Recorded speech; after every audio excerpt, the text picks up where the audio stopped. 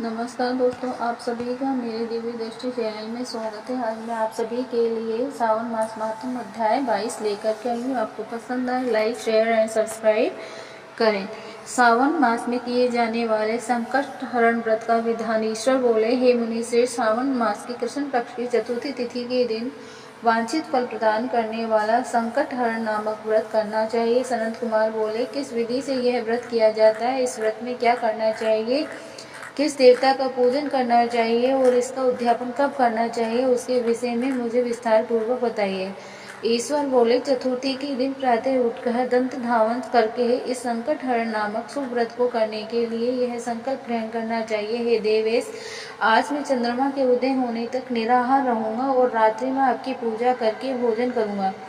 संकट से मेरा उद्धार कीजिए। हे ब्रह्मपुत्र, इस प्रकार संकल्प करके हे शुभ काले तिलों से युक्त जल से स्नान करके समस्त आहिक कृत्य संपन्न करने के बाद गणपति जी की पूजा करनी चाहिए। बुद्धिमान को चाहिए कि 3 माह से अथवा उसके आधि परिमाण अथवा 1 माह से सुवर्ण से आप अथवा अपनी शक्ति के अनुसार सुवर्ण की प्रतिमा बनाए। सुवर्ण के अभाव में चांदी अथवा तांबे की ही प्रतिमा सुखपूर्वक बनाए। यदि निर्धन हो तो वह मिट्टी की ही शुभ प्रतिमा बना ले, किंतु इसमें वित्त साठ्य न करे, क्योंकि ऐसा करने पर कार्य नष्ट हो जाता है। रम्या अष्टदल कमल पर जल से पूर्ण अथवा वस्त्र युक्त कलश स्थापित करें और उसके ऊपर पूर्ण पात्र रखकर उसमें वैदिक तथा तांत्रिक मंत्रों द्वारा 16 उपचारों से देवता की पूजा करें। हे विप्र, तिल युक्त 10 उत्तम मोदक बनाए, उनमें से 5 मोदक देवता को अर्पित करें और 5 मोदक ब्राह्मण को प्रदान करें।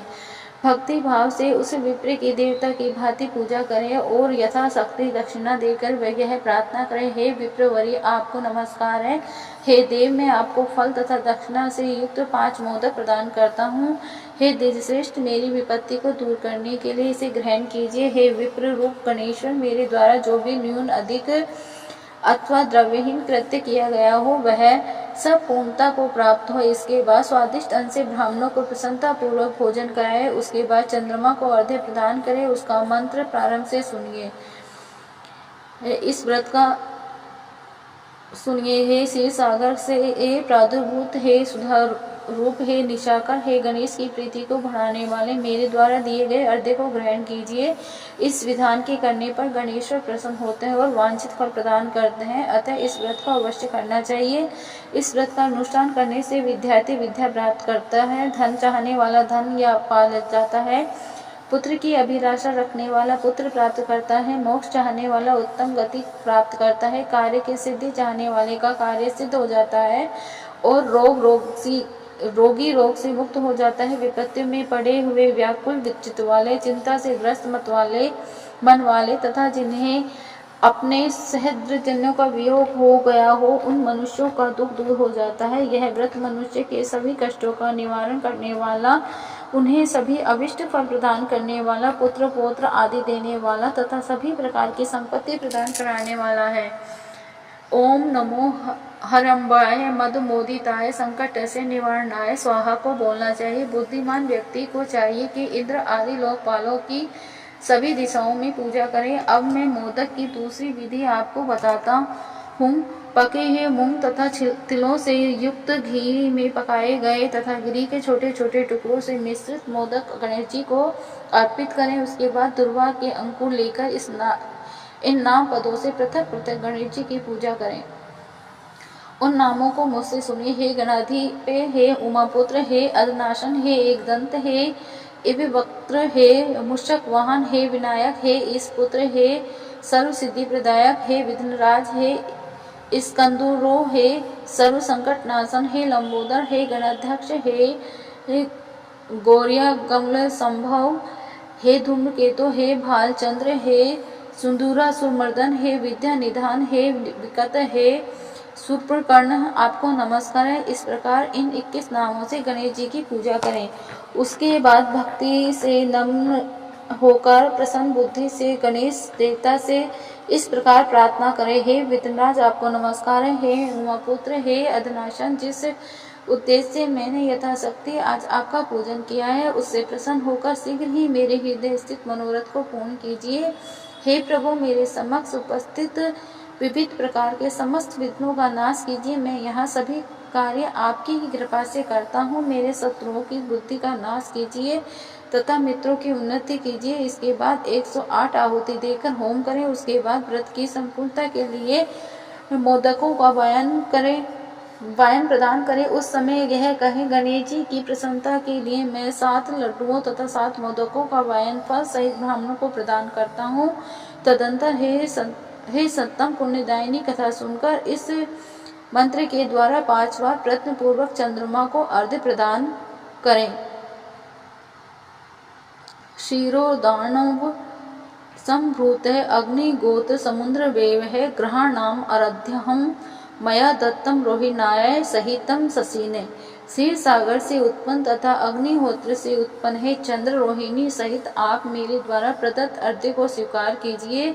उसके बाद अपने आराध्य के लिए देवता से क्षमा प्रार्थना करें और अपने सामर्थ्य के अनुसार ब्राह्मणों को भोजन कराएं तथा ब्राह्मणों को जो अर्पित किया हो उसके अवशिष्ट भोजन को स्वयं ग्रहण करें। मौन होकर 7 घास ग्रहण करें और अशक्त हो तो इच्छा अनुसार भोजन करें।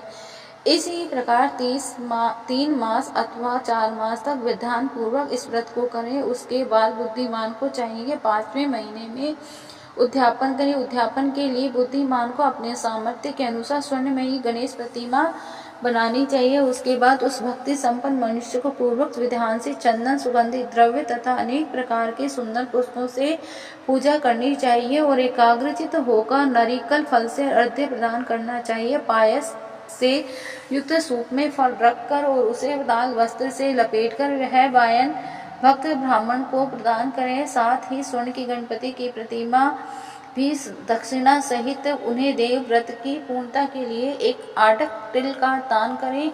उसके बाद विघ्नेश प्रसन्न हो ऐसा कहकर के देवता से क्षमा प्रार्थना करें। इस प्रकार उद्यापन करने से अश्वमेध यज्ञ का फल प्राप्त होता है और मनोवांछित सभी कार्य सिद्धि हो जाते हैं। हे सत्तम, पूर्व कल्प में स्कंद कुमार के चले जाने पर पार्वती ने मेरी आज्ञा से 4 महीने तक इस व्रत को किया था। तब 5वें महीने पार्वती ने कार्तिकेय को प्राप्त किया है। समुद्र प्राण के समय अगस्त जी ने इस व्रत को किया था और 3 माह के विघ्नेश्वर की कृपा से उन्होंने सिद्धि प्राप्त कर ली। हे विपेंद्र, राजा नल के दमयंती ने 6 महीने तक इस व्रत को किया था। तब नल को खोजते हुए दमयंती को वे मिल गए थे। जब चित्रलेखा अनुरोध को वानासुर के नगर में ले गई थी तब वह कहाँ गया और उसे कौन ले गया यह सोचकर प्रद्युम्न व्याकुल हो गए। उस समय प्रद्युम्न को पुत्र शोक से पीड़ित देखकर रुक्मिणी ने प्रेम पूर्वक उससे कहा, हे पुत्र, मैंने जो व्रत अपने घर में किया था उसे मैं बताती हूँ, उसे ध्यान पूर्वक सुनो। बहुत समय पहले जब राक्षस तुम्हें उठा ले गया था तब तुम्हारे वियोगजन्य दुख के कारण मेरा हृदय विदीर्ण हो गया था। मैं सोचती थी कि मैं अपने पुत्र का अति सुंदर मुख कब देखूंगी। उस समय अन्य स्त्रियों के पुत्रों को देखकर मेरा हृदय विदीर्ण हो गया था कि कहीं अवस्था सामने से यह मेरा ही पुत्र तो नहीं। इसी चिंता में व्याकुल हुए मेरे अनेक वर्ष व्यतीत हो गए। तब देवयोग से लोमस मुनि मेरे घर आ गए। उन्होंने सभी चिंताओं को दूर करने वाला संकट चतुर्थी का व्रत मुझे विधि पूर्वक बताया और मैंने 4 महीने तक इसे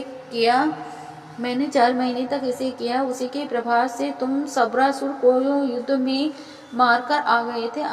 अतः हे पुत्र, इस व्रत की विधि जानकर तुम भी इसे करो और उससे तुम्हें अपने पुत्र का पता चल जाएगा। हे विप्र, प्रद्युम्न ने यह व्रत करके गणेश जी को प्रसन्न कर किया।